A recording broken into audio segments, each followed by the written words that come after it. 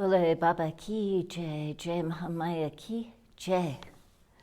So if you remember the last time we had our discourse, we saw the end of chapter 1 after Brahma had extolled Yoga Nidra, the Divine Mother who put Vishnu into sleep, exemplifying the fact that Mahamaya actually has power over everything, even the gods, Brahma, Vishnu, and Shiva. And in extolling her, he asked her, please leave Lord Vishnu so that he can battle with these two demons, these two very strong thoughts that have come and want to do battle with me, the great creative force, Lord Brahma. Their names are Madhu and Kataiva, and their translation are too much and too little. And so the mother, having been extolled by Brahma, she agreed and she left Lord Vishnu. And Lord Vishnu fought for 5,000 years against these demons. But the interesting thing about this part of the Chandi is that they defeated themselves by their own egotism. They were so thrilled with how well they were fighting Lord Vishnu that they actually gave him a boon, and they had this boon earlier from Lord Brahma that they could only be killed on their own volition. So having given Vishnu the boon for anything, Vishnu asked that they allow him to kill them.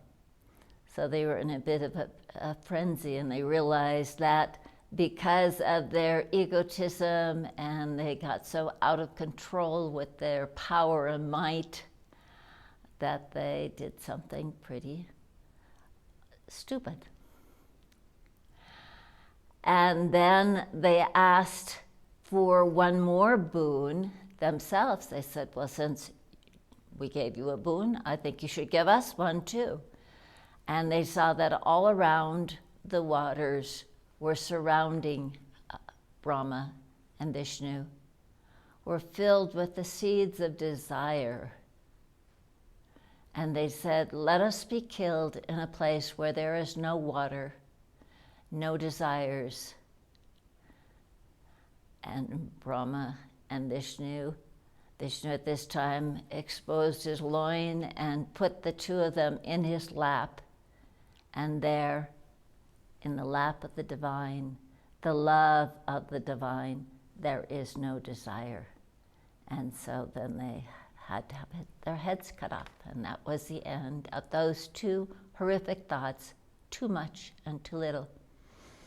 And as I was reading this, I thought about a time I was in Harakan with Harakan Babaji. This was in 1981.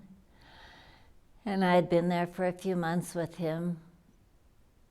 And sometimes I was able to just be in the bliss of being in the divine presence and feeling his love all around me.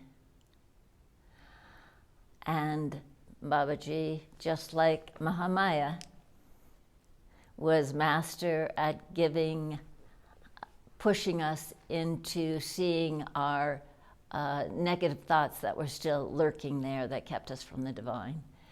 And mine was obviously this idea of too much and too little. And so he started giving me more and more, and I kept thinking about being too much. It's like so grandiose. He gave me a beautiful golden silk sari. He let me walk next to him and carry his umbrella and his bag full of his camera and little rupees to give to children and workers and candies and various other things that were in his bag. And as I was walking along with him, I was quite puffed up with pride, just like the demons, too much and too little. And as I went on, I became pretty oblivious to everything else, to the fact that I was walking in the divine presence of love. I was just thinking about how great I was, how much I was. And all of a sudden I tripped and fell on my face on the stairs, the 108 stairs coming up. I tripped on my sari. And not only that, the bag, the shoulder bag that I was carrying at Babaji's fell off my shoulder and toppled down the side of the hill that the steps were ascending. And as I walked with my head tucked down, embarrassed to no end, I saw all the things roll out of the purse, out of the bag, down the hill. And I just felt horrible. And then actually what I went into was this idea of being too little, that I would never be good enough, never. And then Babaji exacerbated that by saying, hopeless lady, hopeless lady, hopeless lady. And I kept putting my head down further and further. If I could have crawled into those cement stairs, I would have, feeling way, way too less, too little. Finally, I put my head, so to speak, into the lap of the divine, like the demons had to do. And in that lap of the divine, I saw only love. And what I did is finally I had the courage to look up into Babaji's eyes and see that he was just loving me. His words were just to help me see how quickly I could go into the demon thoughts of too much and too little. But when I looked into the eyes of love, when I used my different weapons of concentration and remembrance and mantra, and I looked up and I just saw Babaji's eyes, and what I heard in my heart is that there's nothing you can do, Ramloti, that will ever diminish my love. And there's nothing you ever need to do to increase my love. I just love you just the way you are. And in that moment of unconditional love, I really understood what it means to be with the divine. And when I think of what Babaji said about the Divine Mother, is that she is the love that I carry in my heart. And when I focus on that love, I'm no longer besieged by the demons of thought.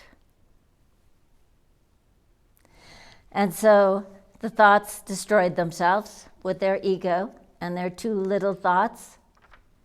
And then we moved on to chapter 2, when yet another situation had arrived, and the Divine Mother was being besieged by the gods because the demon, the great ego, with his army of other great demon thoughts, hypocrisy, self-deceit, jealousy, and the rest, had overtaken the divine beings in the heavens, and had vanquished them.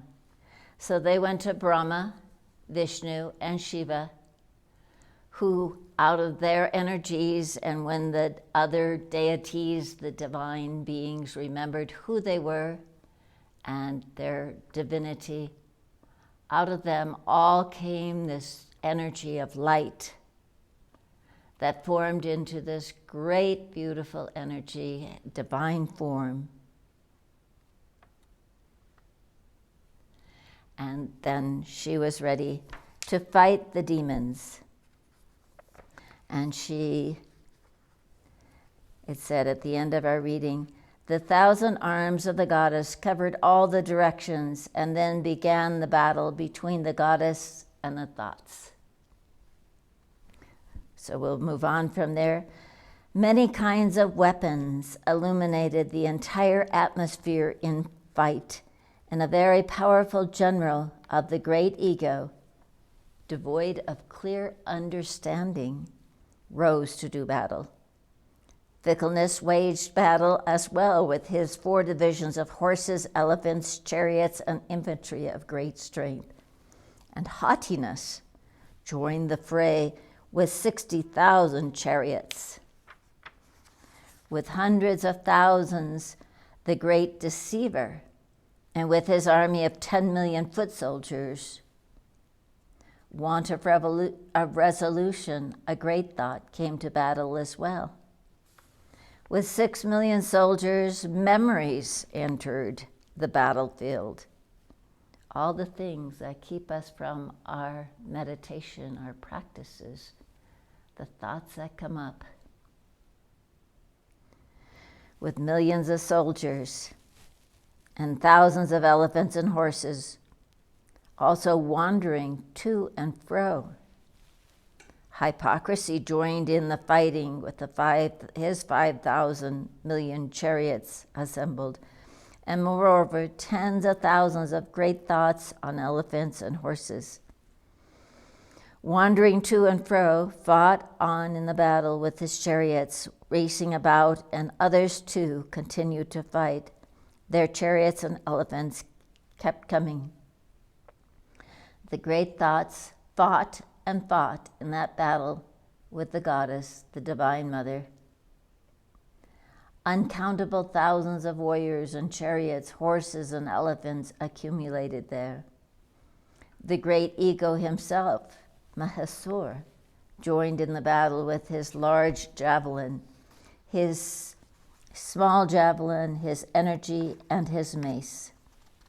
Other thoughts fought and fought in that battle and tried to strike the goddess with their swords, with all their energies, and to bind her with their nets. They were trying to kill the goddess with their swords, and the goddess, she who tears apart thought, Mother Chandika, attacked them with her own weapons. Playfully, the goddess rained upon her attackers a shower of her own weapons and mantras, which cut all their weapons to pieces, while gods and seers praised her with hymns and minds of divinity. In her face was not the slightest exertion as the Empress of the universe hurled weapons after weapons upon the bodies of the attackers. And the lion of the goddess, shaking his mane in rage, strolled through the army of thoughts like a forest conflagration, each expiration of the breath of the Mother of the universe manifested there as her army, numbering in hundreds and thousands, fighting in the battle with the axe, javelin, sword, and spear. The goddess and her immense energy destroyed numbers of thoughts while beating on the drum and sounding the conch, playing cymbals and swinging the club and trident and raining energy in the festival of battle. The terrible noise of her bell stunned the great thoughts to unconsciousness while she cut them with her sword. How many thousands fell to their death? Many thoughts were bound by the net and dragged to the earth. Many thoughts were cut into two by the sharp edge of her sword. How many thoughts fell wounded to the earth from the impact of the club? How many were struck by the mace and became extremely injured? Some thoughts, pierced in the breast by the pike, fell to the earth in a heap. How many thoughts in that battlefield, struck by a rain of arrows, were cut apart? Several of the number of thoughts who had tormented the gods relinquished their vital breaths. Within an instant, that gigantic army of thoughts perished before the Mother of the universe, she who tears apart thought with all her weapons that she has given to us as well. Just as grass and timber are reduced to ashes in a moment by a great fire, and that lion shaking its mane to and fro and roaring loudly extracted the life force from many thoughts. Thus the goddess and her army waged battle with the multitude of the great thoughts, as the gods in heaven were extremely joyous and showered the earth with flowers. Jai Mahamaya ki jai, Chandi Mata ki jai, Durga Mata ki jai, Bole Baba ki jai.